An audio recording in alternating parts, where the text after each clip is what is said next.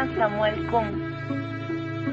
Nació en Cincinnati el 18 de julio de 1922 y murió en Cambridge el 17 de junio de 1996. Fue un historiador y filósofo de la ciencia estadounidense, conocido por su contribución al cambio de orientación de la filosofía y la sociología científica en la década de 1960. Kuhn se doctoró en física en la Universidad de Harvard en 1949 y tuvo a su cargo un curso académico sobre la historia de la ciencia en dicha universidad de 1948 a 1956. Luego de dejar el puesto, Kuhn dio clases en la Universidad de California, Berkeley, hasta 1964, en la Universidad de Princeton hasta 1979 y en el Instituto Tecnológico de Massachusetts hasta 1991. En 1962, Kuhn publicó La estructura de las revoluciones científicas, obra en la que expuso la evolución de las ciencias naturales básicas. En esta oportunidad, las alumnas del quinto semestre de la Facultad de Contabilidad de la UNSP vamos a realizar una breve exposición sobre la estructura de la revolución científica escrita por Thomas Samuel Kuhn. En el primer capítulo, Thomas Samuel Kuhn nos habla sobre un papel para la historia. Nos da como finalidad la de trazar un bosquejo del concepto absolutamente diferente de la ciencia, que puede surgir de los registros históricos de la actividad de investigación misma. Hace años atrás, la historia era considerada como un depósito de anécdotas o cronologías que se encuentran en los libros clásicos o actualizados. Estos libros dan la sensación de que el contenido de la ciencia está ejemplificado por observaciones, leyes y teorías. Además, se interpretan como si dijeran que los métodos científicos son simplemente los utilizados por las técnicas de manipulación utilizadas en la reunión de datos para el texto. Ahora, si consideramos a la ciencia como una constelación de hechos, teorías y métodos reunidos en los libros, entonces los científicos son contribuyentes de esa constelación particular. El desarrollo científico se convierte en el proceso gradual mediante el cual esos conceptos han sido añadidos a la técnica y los conocimientos científicos. La historia de la ciencia se convierte en una disciplina que relata y registra esos incrementos y los obstáculos vividos al momento de analizar la historia de la ciencia. El investigador, al querer realizar un desarrollo científico, tendrá dos tareas principales. La primera es determinar por qué hombre y en qué momento fue descubierto o inventado cada hecho, ley o teoría científica contemporánea. Además, debe describir y explicar el conjunto de errores y supersticiones que impidieron una acumulación más rápida de los componentes del caudal científico moderno. Unos cuantos historiadores han descubierto que realizar estas dos tareas de la historia es muy difícil, ya que las investigaciones adicionales y la capacidad de distinguir el componente científico de las observaciones pasadas y las creencias que antes fueron tachadas de error o superstición dificultan la labor del investigador o del historiador. Thomas Samuel Kuhn nos invita a realizar una revolución historiográfica que, en lugar de buscar las contribuciones permanentes de una ciencia más antigua a nuestro caudal de conocimiento, trata de poner de manifiesto la integridad histórica de esa ciencia en su propia época. Al realizar esta tarea, es importante ver cuál es el aspecto más resaltante durante ese esfuerzo, que viene a ser la insuficiencia de los métodos para llegar a una conclusión sustantiva, única a muchos tipos de preguntas científicas. Se sabe que las conclusiones estarán determinadas por una experiencia anterior en otros campos, o por los accidentes de la investigación, incluso por la propia preparación del investigador. Continuando con el capítulo número 2, que es el camino hacia la ciencia normal, Thomas Samuel Kuhn nos dice que la ciencia normal es una investigación basada en una o más realizaciones científicas pasadas, reconocidas por una comunidad científica como fundamentos para su práctica posterior. Es decir, han servido implícitamente para definir los problemas y métodos legítimos de un campo de investigación para posteriores investigaciones, ya que compartían dos características esenciales. El primero es que el logro de la ciencia normal carecía de precedentes para haber podido atraer a un grupo duradero de partidarios.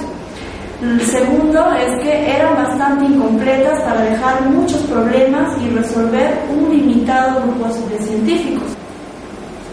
El autor llama a las realizaciones que comparten esas dos características como paradigmas, lo cual es relacionado con la ciencia normal.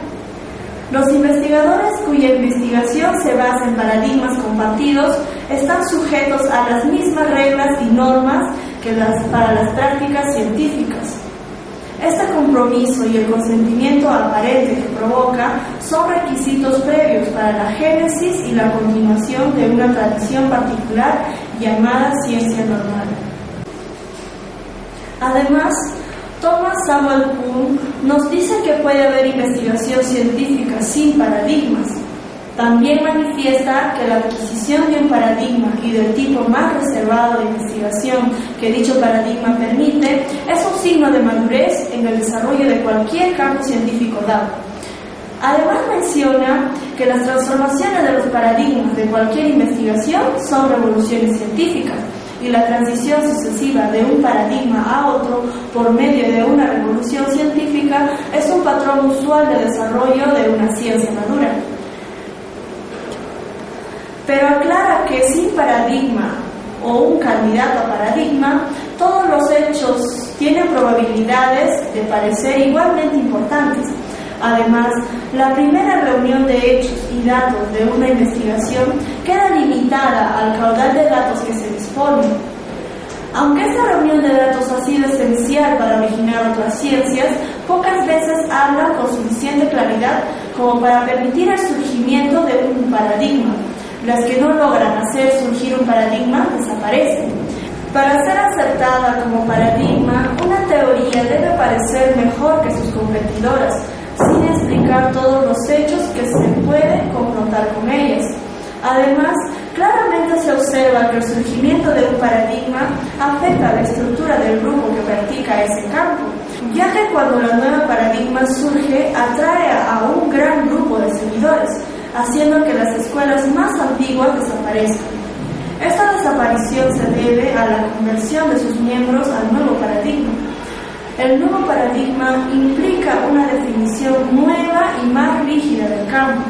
Quienes no deseen o no sean capaces de ajustar su trabajo a ella deberán continuar en aislamiento o unirse a algún otro grupo. Es a veces solo la recepción de un paradigma la que transforma a un grupo interesado. Aparte, Thomas Samuel Kuhn dice que cuando un investigador publica sus descubrimientos, ya no los publica en libros, sino en artículos científicos dirigidos a sus colegas profesionales.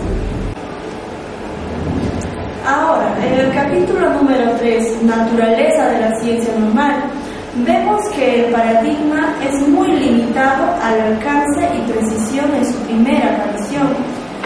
El éxito de un paradigma es una promesa de éxito discernible en ejemplos seleccionados y todavía incompletos. La ciencia normal consiste en la realización de esa promesa, que no está encaminada a provocar nuevos tipos de fenómenos. Los científicos no tienden a descubrir nuevas teorías y a menudo se muestran intolerables con las formuladas por otros. Aparte, Kuhn nos dice que existen restricciones nacidas de la confianza en un paradigma que resulten esenciales para el desarrollo de una ciencia, como la restricción de la visión. Además, el paradigma obliga a los científicos a investigar alguna parte de la naturaleza de una manera más detallada y profunda, que sería inimaginable en otras condiciones. La ciencia normal es un mecanismo interno que, cuando el paradigma originario deja de funcionar de forma efectiva, asegura el relajamiento de las restricciones que atan a la investigación. Aparte, dice que la investigación científica normal va dirigida a la articulación de aquellos fenómenos y teorías que ya proporciona el paradigma. Siguiendo con las 4 habla sobre la ciencia normal como resolución de enigmas. Dentro de este capítulo, que abarca los anteriores capítulos ya comentados por mi compañera, habla todo acerca de la ciencia normal. ¿Qué es la ciencia normal? Significa investigación basada firmemente en una o más realizaciones científicas basadas que alguna comunidad científica reconoce durante cierto tiempo y toma como fundamento para su práctica posterior. Y en este capítulo habla que la característica más sorprendente de los problemas de la investigación normal es cuán poco aspiran a producir novedades importantes, conceptuales o fenomenales. Si el objetivo de la ciencia normal no son las novedades sustantivas principales, entonces, para los científicos al menos, los resultados obtenidos mediante la investigación normal son importantes debido a que contribuyen a aumentar el alcance y la precisión con la que puede aplicarse un paradigma. Al llegar a la conclusión de un problema de investigación normal es lograr lo esperado de una manera nueva, y eso requiere la resolución de toda clase de complejos enigmas instrumentales, conceptuales y matemáticos. Entonces, para entender este capítulo, primero debemos entender el concepto de enigma. ¿Qué es enigma? Enigma son aquella categoría especial de problemas que puede servir para poner a prueba el ingenio o la habilidad para resolverlos. Sin embargo, hemos visto ya que una de las cosas que adquiere una comunidad científica como un paradigma es un criterio para solucionar problemas que, mientras se dé por sentado que el paradigma puede suponerse que tiene soluciones. Ya que cuando una comunidad científica adquiere un paradigma, entonces dentro de ese paradigma, que es un modelo o patrón que puede seguir toda comunidad científica, dentro de esos criterios el paradigma selecciona problemas que dentro de ellos pueden estar enigmas, o sea que se requiere la habilidad o el criterio para resolverlos. Los enigmas deben poseer características para ser considerados como tales. Dentro de ellos deben tener más de una solución asegurada. Por ejemplo, la paz mundial o la paz no es considerado como un enigma, ya que puede no tener alguna solución, así como el remedio para el cáncer, que está dentro de esos ejemplos. Otra regla es que limiten las soluciones aceptables. No podemos tener en consideración reglas que estén fuera del alcance del problema. Otros son los pasos precisos para obtenerlos. Deben seguir pasos precisos que contribuyan a llevar a cabo la solución del problema. Entonces podemos decir que tanto la ciencia normal como la resolución enigmas debe poseer una red de compromisos para que se lleven a cabo las soluciones, y esos compromisos deben ser tantos conceptuales, teóricos, instrumentales y metodológicos, que es una fuente principal que relaciona a la ciencia normal con los enigmas. Tanto así que proporciona reglas que dicen, pero las reglas se derivan de los paradigmas, pero estos pueden dirigir la investigación incluso sin reglas. El capítulo 5 habla sobre la prioridad de los paradigmas. Para descubrir la relación existente entre reglas, paradigmas y ciencia normal, tómese como aísla el historiador los lugares de compromiso que acabamos de describir como reglas aceptadas. Una investigación histórica profunda de una especialidad dada en un momento dado revela un conjunto de ilustraciones y recurrentes y casi normalizadas de diversos en sus aplicaciones conceptuales, instrumentales y de observación. Esos son los paradigmas de la comunidad revelados en sus libros de textos, etc. La determinación de los paradigmas compartidos no es la determinación de reglas compartidas. Al emprenderla, el historiador deberá comparar los paradigmas de la comunidad unos con otros y con sus informes de investigación.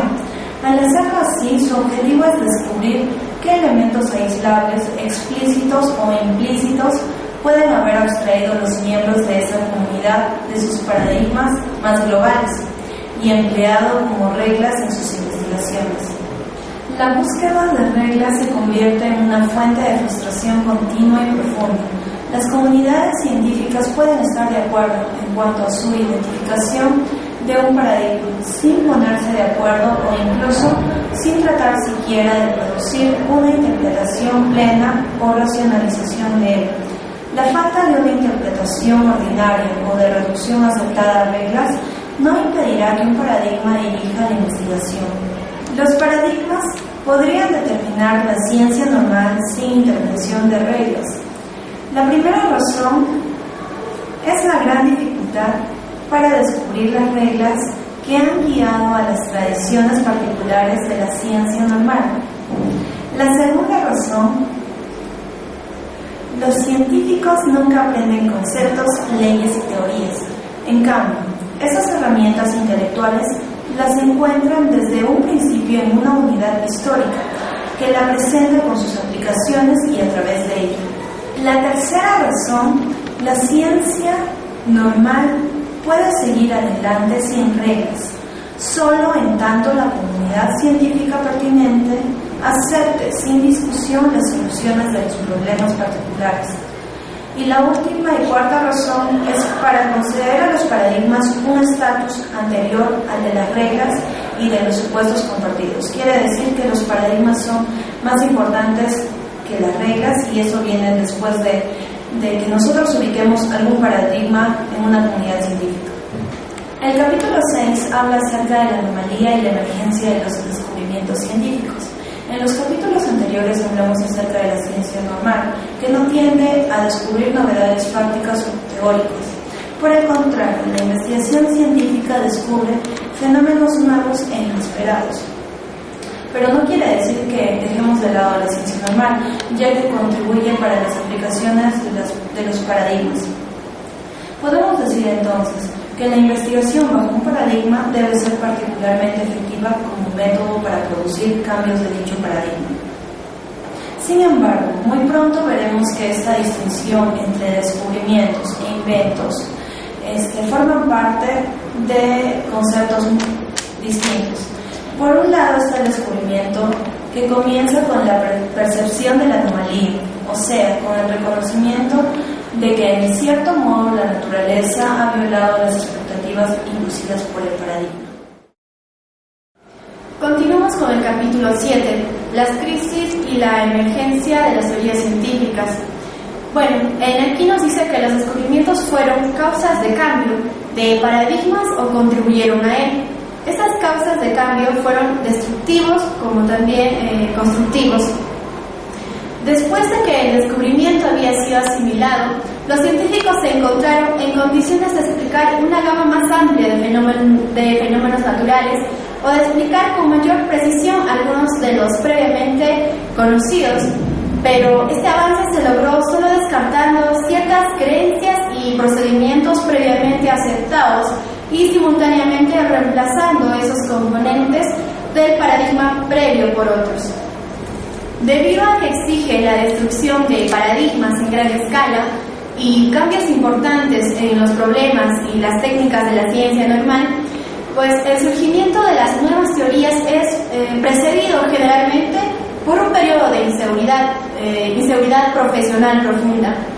Como podría esperarse, esta inseguridad es generada por el fracaso persistente de los enigmas de la ciencia normal para dar los resultados apetecidos.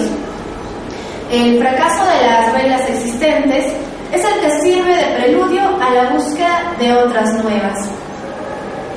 Pasamos al capítulo 8, la respuesta a la crisis. Pues las crisis son una condición previa y necesaria para el nacimiento de nuevas teorías. Pero aquí vamos a responder una interrogante. ¿Cómo responden los científicos a su existencia? Lo que los científicos nunca hacen, ni siquiera cuando se enfrentan a anomalías graves y prolongadas, ¿no? Aun cuando pueden comenzar a perder su fe y a continuación a tomar en consideración otras alternativas, no renuncian al paradigma que los ha conducido a la crisis, pues, ¿no? O sea, no tratan las anomalías como ejemplos en contrario. El acto de juicio que conduce a los científicos a rechazar una teoría aceptada previamente se basa siempre en más de una comparación de dicha teoría con el mundo. La decisión de rechazar un paradigma es siempre simultáneamente la decisión de aceptar otro, y el juicio que conduce a esa decisión involucra la comparación de ambos paradigmas con la naturaleza y la comparación entre ellos. El rechazar un paradigma sin reemplazar con otro es, como el autor dice, ¿no? Es rechazar a la ciencia misma. La otra interrogante a responder es: ¿qué es lo que diferencia a la ciencia normal de la ciencia en estado de crisis? Bueno, no es el hecho de que la ciencia normal no se enfrenta a ejemplos en contrario. A la inversa, lo que hemos llamado con anterioridad los enigmas que constituyen la ciencia normal existen solo debido a que ningún paradigma que proporcione una base para la investigación científica resuelve completamente todos sus problemas. Todos los problemas que la ciencia normal considera como enigmas pueden, desde otra perspectiva, verse como ejemplos en contrario y, por consiguiente, como fuentes de crisis. La proliferación de versiones de paradigmas, síntomas de crisis, debilita las reglas de la resolución normal de enigmas, de tal modo que permite la aparición de un nuevo paradigma. La ciencia normal tiene como objeto resolver un enigma para que la existencia misma suponga la validez del paradigma. Las crisis, pues, debilitan los estereotipos y proporcionan los datos adicionales necesarios para un cambio de un paradigma fundamental. La transición consiguiente a un nuevo paradigma es lo que Thomas Kuhn llama revolución científica, pues al enfrentarse a anomalías o a crisis, los científicos adoptan una actitud diferente hacia los paradigmas existentes y, en consecuencia, la naturaleza de su investigación cambia. Capítulo 9. Naturaleza y necesidad de las revoluciones científicas. Comenzamos con la primera pregunta. ¿Qué son las revoluciones científicas y cuál es su función en el desarrollo científico? Las revoluciones científicas se consideran como aquellos episodios de desarrollo no acumulativo en que un antiguo paradigma es reemplazado completamente o en parte por otro nuevo e incompatible. La segunda pregunta es: ¿por qué debe llamarse revolución a un cambio de paradigma? Y frente a las diferencias tan grandes y esenciales entre el desarrollo político y el científico, ¿qué paralelismos pueden justificar la metáfora que encuentra revoluciones en ambos? Aquí vamos a hacer una comparación entre las revoluciones políticas y las revoluciones científicas. Pues las revoluciones políticas se inician por medio de un sentimiento cada vez mayor, restringido frecuentemente a una fracción de la comunidad política, de que las instituciones existentes han cesado de satisfacer adecuadamente los problemas planteados por el medio ambiente que han contribuido en parte a crear. Entonces, por lo tanto, las revoluciones científicas también se inician con un sentimiento creciente, a menudo restringido a una estrecha subdivisión de la comunidad científica, de que un paradigma existente ha dejado de funcionar adecuadamente en la exploración de un aspecto de la naturaleza, hacia el cual el mismo paradigma había previamente mostrado el cambio. Las razones por las cuales una nueva teoría científica debe exigir el rechazo de un paradigma más antiguo es para no caer en el mal funcionamiento que puede conducir a la crisis a una previa revolución. Pero tal vez sucederá que una parte se aferre al estado de cosas antes existentes y defiende el modelo objeto de cuestionamiento, pues una revolución científica rechaza un paradigma y acepta otro. Los cambios de paradigmas hacen que los científicos vean el mundo de investigación que les es propio de manera diferente. Por lo tanto, una revolución científica es una ruptura violenta, es un episodio de desarrollo traumático a través del cual la comunidad científica decide rechazar un modelo y aceptar otro, contemplando como consecuencia el mundo de una manera totalmente diferente. Continuando con el capítulo 10, revoluciones como cambio del concepto del mundo. Durante las revoluciones, los científicos ven cosas nuevas y diferentes debido a los cambios de paradigma y ven al mundo de una manera diferente. En los tiempos de revolución, si la tradición científica cambia, también cambia la percepción del científico. La percepción de un hombre depende de su experiencia visual y de su preparación. Si no hay esa experiencia visual, solo habrá una confusión floreciente y subvana. La observación científica es fundamental para ver más allá de lo convencional. El descubrimiento tanto de la repulsión electrostática al neurano y como de otros que hubo no afectó solo a la percepción. Sus consecuencias fueron más lejos y permitió descubrimientos consecutivos con la utilización de instrumentos ordinarios. En el caso de Galileo, su descubrimiento se hizo porque él no era aristotélico. Él fue preparado para analizar los movimientos con la Tierra del ímpetu.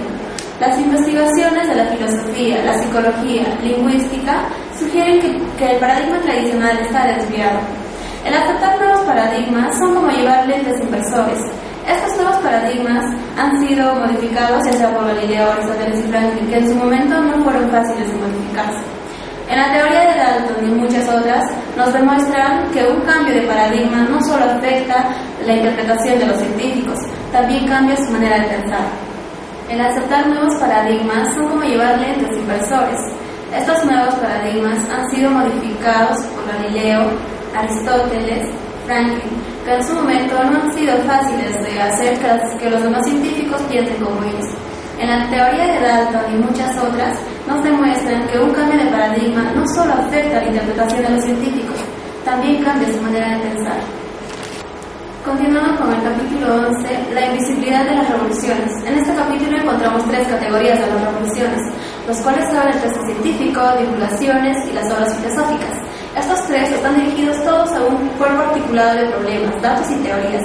El texto científico se vuelve a describir cada vez que cambia algo, puesto que son vehículos pedagógicos. Un libro de texto implica el trabajo de los científicos que se han esforzado por las objetividades particulares que se encuentran incluidas en los paradigmas actuales. Un cambio de formulación de pregunta cambia no solo los problemas, también cambian los hechos, teorías y paradigmas. Para realizar una nueva investigación no es necesario realizar una redefinición de los conceptos de sus elementos del paradigma. En el capítulo 12, resolución de las revoluciones. En el capítulo 12 nos muestra que los libros de texto se producen después de una revolución científica. Inicialmente, el descubrimiento de una teoría surge en el pensamiento de un grupo de individuos, y son ellos los que aprenden a ver el mundo de una manera diferente, y esto es facilitado por su atención. Un investigador es un solucionador de enigmas, no alguien que ponga a prueba los paradigmas, aunque en la búsqueda de una solución a ese enigma ensaya varios métodos alternativos, y para abordar el problema, pero a pesar de utilizar métodos alternativos, no está poniendo a prueba el paradigma. La prueba de un paradigma solo tiene lugar cuando el fracaso persistente para obtener la solución de un problema importante haya producido una crisis, y al hallar esta solución habremos hallado paradigmas reales o paradigmas nuevos. Todas las teorías de verificación de probabilidades recurren a uno u otro lenguaje de observación. La construcción propuesta de pruebas y teorías alternativas deberá proceder de una tradición basada en un paradigma anterior. La verificación de los paradigmas es como la selección natural, toma la más viable. Karl Popper niega la existencia de todo procedimiento de verificación y en su lugar propone la falsación. Esta falsación consiste en provocar crisis y que prepare el camino hacia una nueva teoría. Quienes proponen los paradigmas siempre se encuentran en pugnas involuntarias, y este tipo de pugnas no se solucionan por medio de pruebas. Los científicos estaban conscientes de que sus teorías no iban a ser aceptadas. Por ello, Darwin, en un pasaje de su libro, escribió que esperaba que en el futuro los científicos vean sus ideas sin ningún tipo de favoritismo y con imparcialidad. Pero esto no era un motivo para no plantear métodos para convencer a los demás, dentro de los cuales tenemos la capacidad de ser buen paradigma, hace que sea aceptado de una manera rápida en la comunidad científica, y la otra es la estética, pero son muy pocos los que optan por esa forma, porque conduce a conclusiones erróneas. Por último tenemos el capítulo 13, progreso a través de las revoluciones. Una pregunta que se formula el lector que ha seguido nuestras ideas es ¿por qué el término progreso está exclusivamente reservado para las actividades de la ciencia? Se reserva porque la ciencia progresa de manera evidente. En la mayoría de los casos, las revoluciones concluyen con una victoria en uno de los campos rivales de los paradigmas. A pesar de que existen grupos de comunidades científicas que trabajan con el mismo paradigma, no estudian el mismo problema. En una comunidad científica, la aceptación de un nuevo paradigma implica una liberación en la forma de pensar y como consecuencia surgirán nuevas y rápidas investigaciones del mundo. En resumen, El mundo del que esa comunidad forma parte debe también poseer características muy especiales y no está el autor más cerca al principio de saber de qué deben ser. Pero nuestro ensayo no lo creó, o bueno, el ensayo de Thomas Kuhn no creó el problema, ya que es tan viejo como la ciencia misma y continúa sin respuesta. Por lo tanto, no vamos a buscar una respuesta a esto. Bueno, esperamos que esta exposición haya sido útil para todos los usuarios interesados en este tema. Gracias.